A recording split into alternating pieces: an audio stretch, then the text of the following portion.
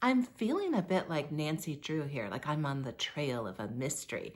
And the mystery that I am unraveling at this point is this interest as a 50 plus Gen Xer in things like slow travel and tiny houses and minimalism.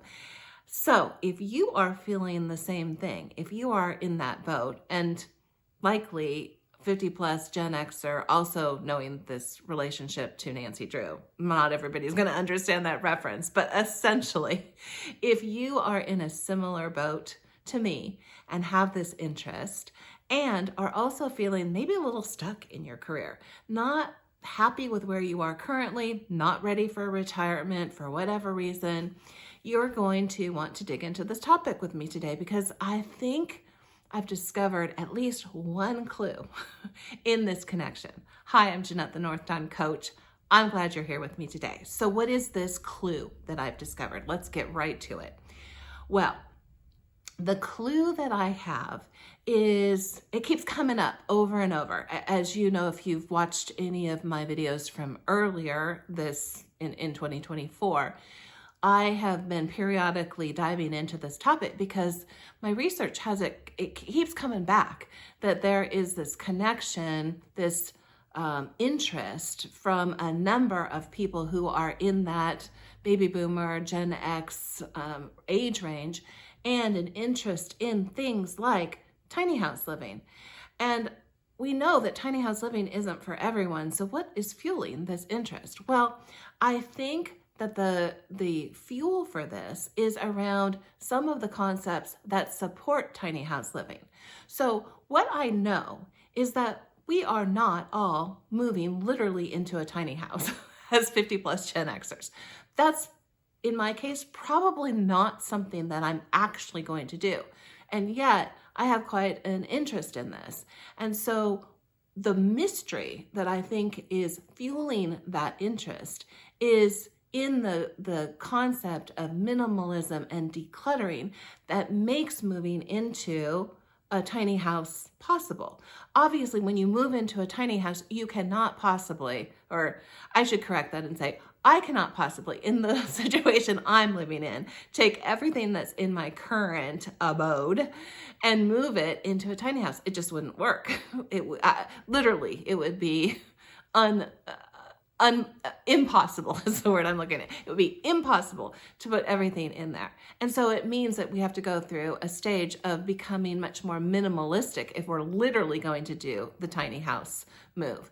And what I think is the kind of shocking connection, the surprising connection to this idea of the literal decluttering is that we individually, even if we're not going to go into a tiny house, need to really adopt that, we'll call it tiny house mindset, to how we're looking at things like our careers. So when I work with my clients, because outside of doing the YouTube thing, I actually do have a business around, we'll label it career coaching. I essentially help people who find themselves stuck in mid-career and really looking for options for how to move forward. One thing that's very common as I start to work with my clients is they'll come in and they'll say, I'm not happy with what's going on in my current position, but I don't know if I actually want to make a move. I'm not sure, there could still be something there. But I'm also interested in maybe making a change to something slightly related to this or really different from this, but making a career change at this point, or I've got all these different ideas for something completely out of the box. Maybe, having a podcast or a YouTube channel or other side hustles. And all of those things, I kind of, I get this picture of a bunch of like spinning ideas or spinning plates over the top of the client's head. Like there's just so many of them and there are pros and cons to each one of them. And so as the client starts to, individually think about these things, often what happens is they start spinning out too, just like these spinning ideas over their head, because there's just so many and it's so hard to work through.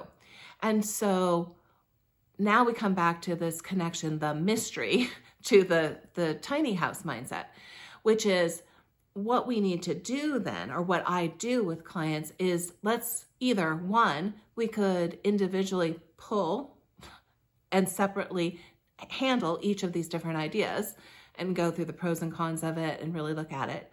But most commonly, what I will use is a much more organized approach to pulling those ideas and working them through a framework.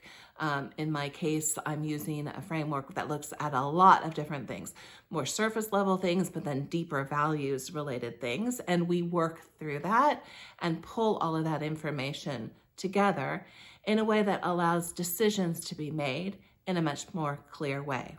And that's the connection to when we think about minimalism and decluttering. There are decisions that need to be made that support, moving into that smaller space. So I think I've said this before, but we don't take every spatula in our drawer. We take the one spatula that is going to serve us best, our favorite spatula, and we move that forward. And so that's the same concept here of applying a much more minimalistic view. Like, let's not adopt everything simultaneously. Instead, let's figure out from a much more minimalistic approach, what is the best thing that we want to do at this point? What's the thing that's really going to best serve us?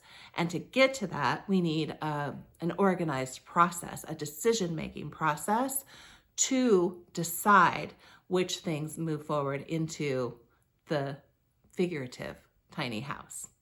All right, so that's the idea for today. There are other mysteries connected to this that I am currently working on solving. So rest assured that I will be back with more information. In the meantime, if you would like to spend a little bit of time one-on-one with me, I will drop a link in the description box where you can schedule 45 minutes of time completely free. We can start to unravel a bit around your potential career strategy. I'd also love to engage in comments, so drop me a note there as well. I come 2 times a week with new videos, so it'll just be a couple more days before the next one drops. And in the meantime, I wish you well, and thank you for watching. Talk soon.